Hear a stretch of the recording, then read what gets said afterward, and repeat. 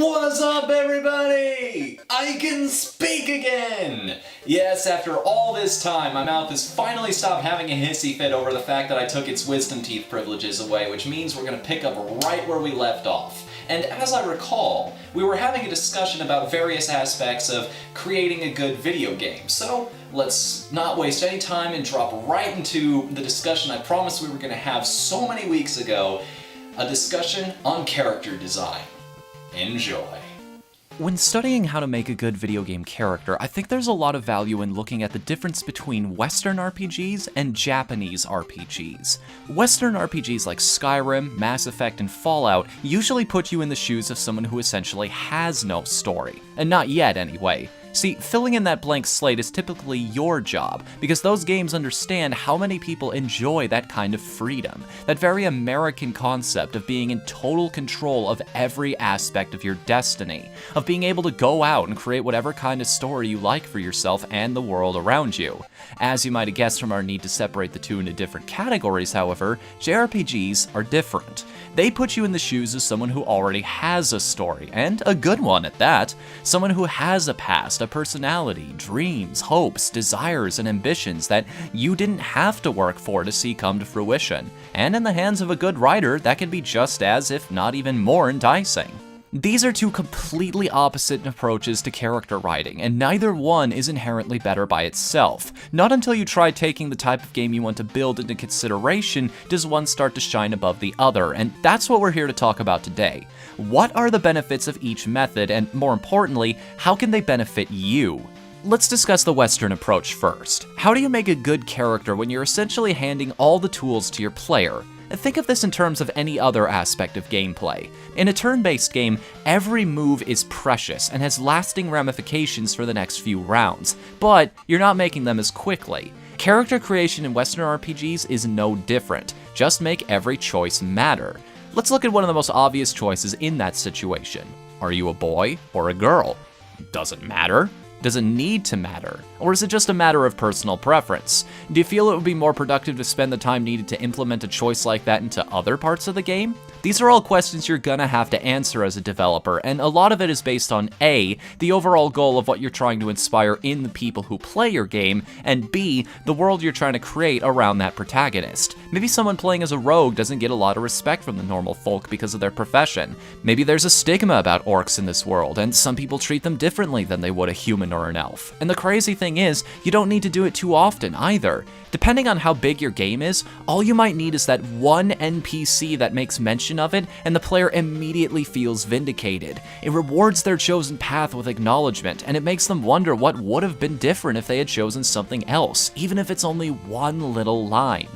As you can see, character creation can reward players with an exploratory and creative streak, as well as ones with a great deal of extra time. This is because these systems, when done right, encourage multiple playthroughs and reward clever thinking that allows someone to work around a problem in another way. That's why you often see this method applied in more open, exploratory games, where the act of discovery is the reward in itself. However, properly implementing a system like this on the level we're describing can be extremely time and resource intensive for your team. It's really easy to get overwhelmed by all the possibilities, and the pressure to deliver on all of them in every situation you plan to present to the player. This is why you also don't see it as often in many smaller games. The effort necessary is just too great. And besides, there's one situation where player-made characters don't work.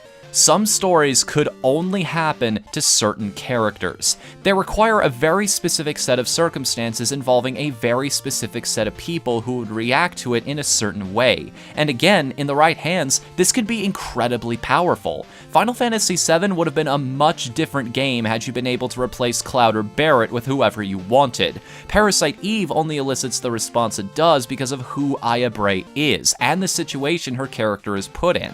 And I'm telling you right now, the battle against Lavos is something only characters like Frog and Lena could have made possible. The Japanese method gives you a lot more control over both the characters and the places they go, which makes the world feel much more limiting, but can help ensure that moment to moment, you're faced with something professionally made to be awesome, instead of it just happening to you by accident.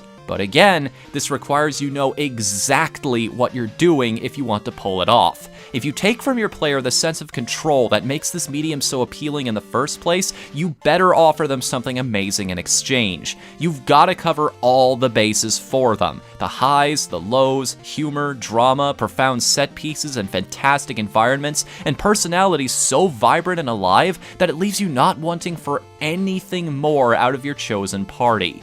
And that segues into the final and most important part of why you would ever make any decision about your character's designs, demeanors, or abilities: the gameplay. Whether you're commanding one soul or a team of many, your cast should always feel complete from a gameplay stance. Take Skyrim, for example. In that game, you can do everything. You can pick locks, swing a sword, throw fireballs, and even heal yourself practically out of the gate. And later on, you even gain access to powers very few other people, if any, even have the ability to use. You are a one-man army, and no matter what the game throws at you, you always have the tools for the job. This is why the Western method typically makes you out to be someone special, someone who stands out among the crowd or has immense importance, a Dovahkiin in this case. It justifies the fact that you have no trouble using any preferred method to deal with whatever life throws your way. You're just a natural-born badass. The instant you bring even one other person into the equation, though, now you have to compensate for that, both from a narrative and gameplay perspective. In terms of mechanics, how much of the load is this other person meant to carry? You might want to answer that carefully, because their usefulness to the player will always at least subliminally correlate to how much they enjoy this character's presence. You could have a lot of fun screwing around with this balance, with characters having the greatest impact on gameplay not turning out to be your friends, and instead betraying you later, leaving you worse off and wanting in more ways than one. And you could justify this change of heart too, because using this method means that now these characters have to become more human. None of them can be perfect. They have to have flaws, imperfections, and other detriments that keep them from doing whatever their lot in life is alone. But through these other people, they fill that void. They have attained what they were lacking before, mentally or mechanically, and can now do what they were always meant to do. That's really the key for this medium, to make sure your character always fits the game you want to make. Entire concepts have sprung around this philosophy. Just look at the Inklings from Splatoon or Banjo and Kazooie. Just remember that games are art, and as art, they're designed to make the player feel something. Focus on what you want that feeling to be, and the rest is easy. Return of the Mac. Return of the Mac. Return of the Mac. There's no other lyrics to this song.